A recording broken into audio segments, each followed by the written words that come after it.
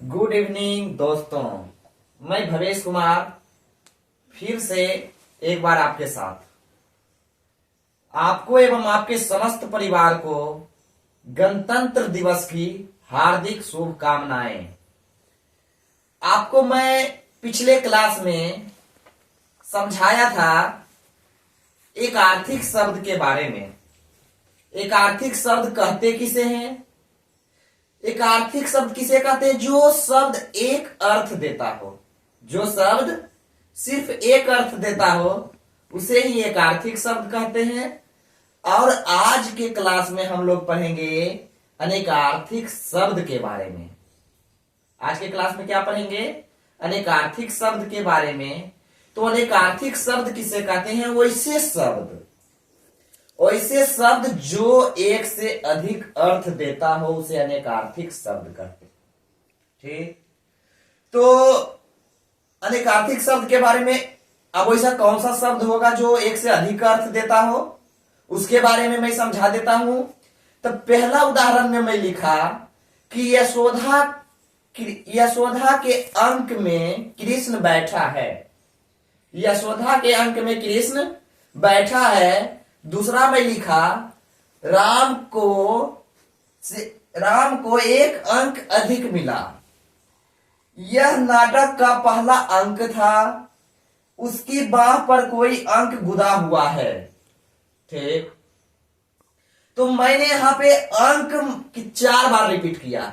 4 वाक्य में 4 बार अंक का रिपीट जो किया, तो यहाँ पे प्रत्येक वाक्य में अंक जो दिया गया है वो अलग अलग अर्थ स्पष्ट करता है, अलग अलग शब्द को स्पष्ट करता है। पहला जो मैं दिया, यशोदा कृष्ण के अंक में बैठा है, तो यहाँ अंक का मतलब क्या हो गया? गोद। कृष्ण जो है यशोदा के गोद में बैठा हुआ है। दूसरा मैं बोला कि राम को एक अंक अधिक मिला, तो इसमें क्या हुआ? राम को एक अंक का मतलब हुआ संख्या, मतलब राम को एक संख्या अधिक मिला। तीसरा वाक्य जो बोला, यह नाटक का पहला अंक है। यह नाटक का जो पहला अंक है, इसमें अंक को स्पष्ट करता है कि नाटक का एक खंड। नाटक का यह पहला अंक का मतलब हो गया कि नाटक का यह पहला खंड। समझ गए? चौथा में जो उसकी बाहों पर कोई अंक गुदा हुआ है, तो वहां पे अंक का जो अर्थ बता रहा है, चिन्ह बता रहा है। उसकी बाह पर कोई चिन्ह गुदा हुआ है। अंक का स्पष्ट आपको बता दिया। यशोदा कृष्ण के अंक में लिए हुए है, इसका मतलब हो गया गोद। दूसरा, राम को एक अंक अधिक मिला, इसका मतलब हो गया एक संख्या। यह नाटक का पहला अंक है, इसका हो गया नाटक का पहला खंड। चौथा में जो मैंने दिया, उसकी बाहों पे एक अंक गुदा हुआ है, इसका मतलब हो गया चिन्ह। तो आपको मैंने अनेक आर्थिक शब्द का 4 उदाहरण देकर समझाया, और चारों उदाहरण में क्या अंक बार बार आ रहा था, और प्रत्येक अंक का अलग अलग अर्थ निकल रहा था। उसी प्रकार मैं आपको बताना चाहता हूं दूसरे नंबर में आम। आम का मतलब क्या हो गया? आम एक फल है। आम क्या है? एक फल है। और एक आम का मतलब होता है साधारण लोग, आम लोग है। हम लोग बोलचाल के भाषा में बोलते हैं कि आम लोग है, तो आम लोग का मतलब हो गया साधारण लोग है। और एक आम का मतलब क्या हो गया? एक फल। समझ गए? अब मैं बताना चाहता हूं दूसरा नंबर जो है अंक। अंक का तो मैं बता दिया। अंक का मतलब एक हो गया गोद, दूसरा हो गया संख्या, तीसरा हो गया चिन्ह, चौथा हो गया नाटक का एक खंड। समझ गए बढ़िया से? अब हम लोग आ जाएंगे उत्तर। उत्तर का मतलब हो गया एक दिशा। उत्तर एक दिशा है, और एक उत्तर का मतलब हम लोग क्या समझते हैं कि जवाब। अगर मैं किसी से उत्तर पूछा तो उसका जवाब मिलता है, और एक उत्तर का मतलब हो गया उत्तर दिशा। ठीक है, आप लोग समझ रहे होंगे। अब मैं बताना चाहता हूं हार। हार का मतलब हो गया बाबू कि एक हार का मतलब हो गया कि पराजय। एक हार का मतलब क्या हो गया? कि पराजय। वह युद्ध में हार गया, यानी वो युद्ध में पराजय हो गया।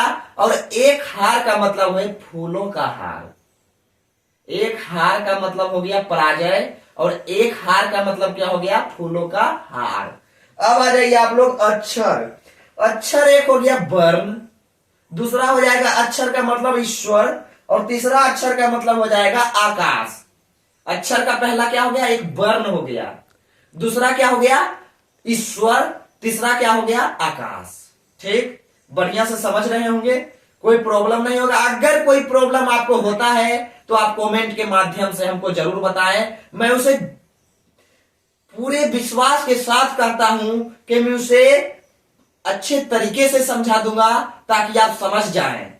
और अब आगे आ जाइए, एक कर होता है, कर का मतलब होता है टैक्स, और एक कर का मतलब होता है क्या, किरण।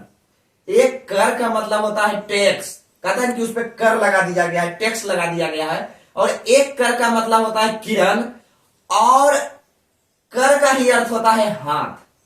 ठीक, कोई दिक्कत नहीं। अब आ जाइए आप लोग घट।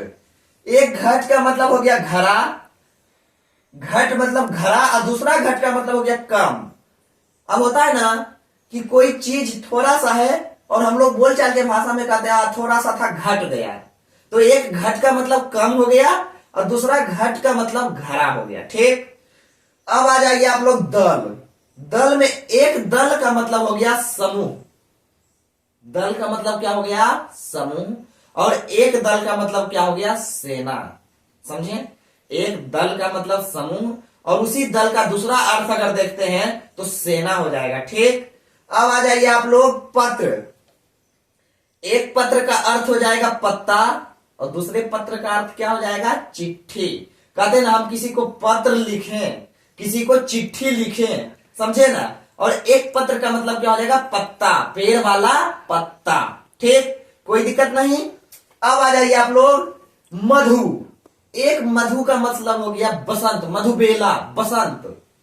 मधु का मतलब क्या हो गया बसंत, और दूसरे मधु का मतलब हो गया शहद।